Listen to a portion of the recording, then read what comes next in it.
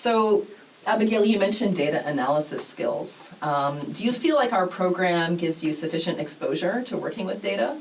And could you talk a bit about the specific data analysis tools, for example, creating graphs and charts or running statistical tests or regressions that you've learned and how you've applied those in your schooling or in your work?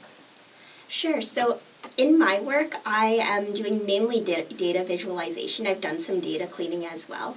And I feel like that's the position a lot of co-op students find themselves in, because these departments have a lot of data and a lot of information, and the question then is, how do we make this information usable, and how do we present this to executives to make data-informed decisions? And that's very important across the board.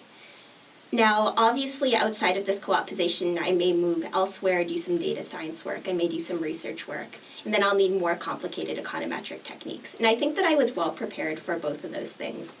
So I've taken courses where we worked in Excel, I visualized data, I talked about graphs and results, and that practice interpreting I found to be really helpful.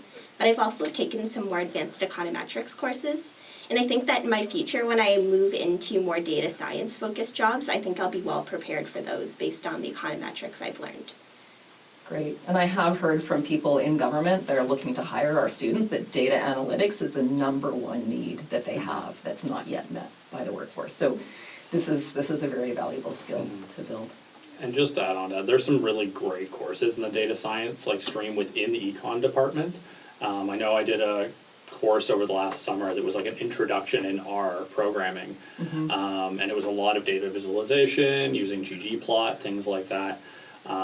And then additionally, there's some more advanced stuff using machine learning methods in economics that Professor Thomas Russell teaches that I did this previous year. That were great courses, challenging for sure. That's where you use a lot of those matrices previously talked about, but really worth your time. Excellent.